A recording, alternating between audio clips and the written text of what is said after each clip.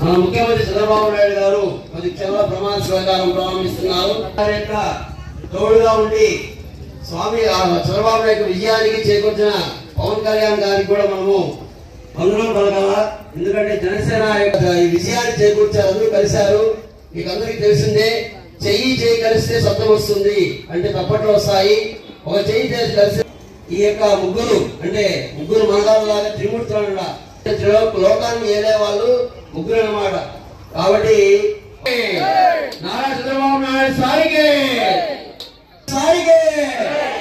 చంద్రబాబు నాయుడు సారిగే, చంద్రబాబు నాయుడు సారిగే, గౌరవనీయ పవన్ కళ్యాణ్ గారికి, పవన్ కళ్యాణ్ గారి ప్రేమ యుద్ధం చేసి ముందరికి అడుగేసుకుంటూ ముందుకు వచ్చే పవన్ కళ్యాణ్ గారు నమస్కారాలు.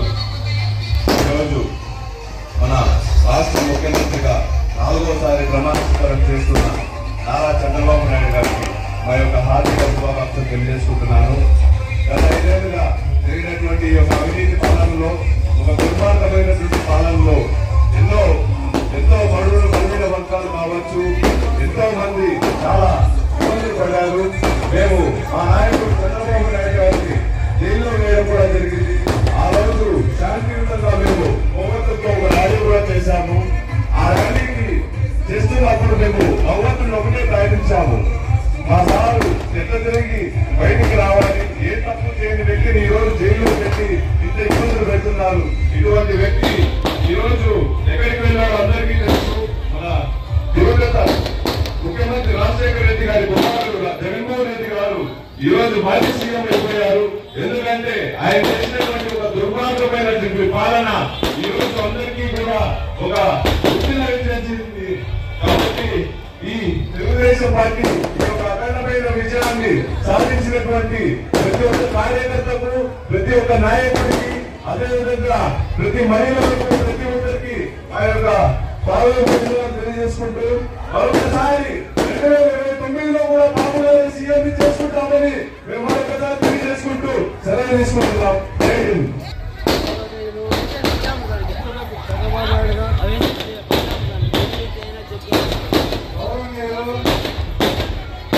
ముఖ్యమంత్రి చంద్రబాబు నాయుడు గారు 4వసారి చేస్తున్నారు. ఇప్పుడు చంద్రబాబు నాయుడు రాష్ట్రానికి ఎంత అవసరమని ఒకరందరూ ఏ పార్టీ అయినా పార్టీ చూడలే కానీ చంద్రబాబు సీఎం తీశారు.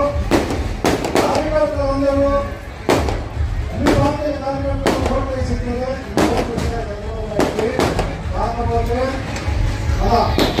అభివృద్ధి చెందాలంటే చంద్రబాబు నాయుడు చేయాలి.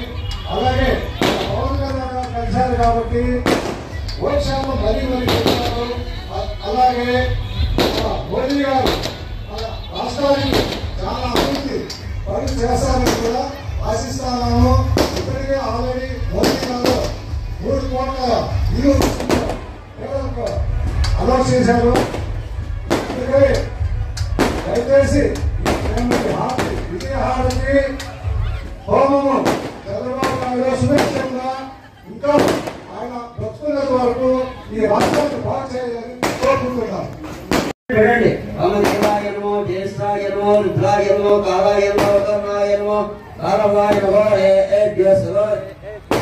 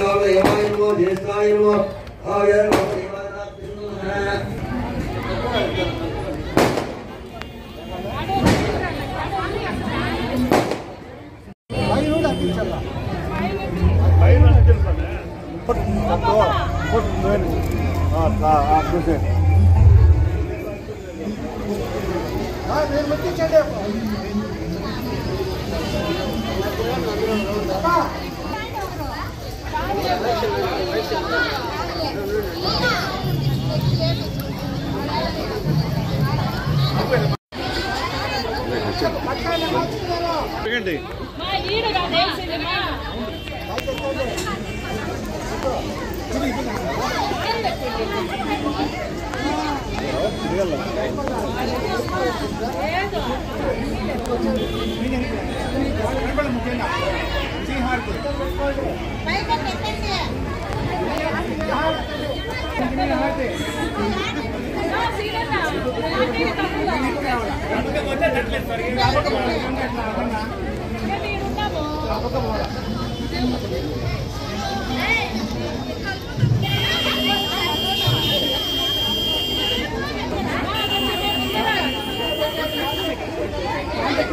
సార్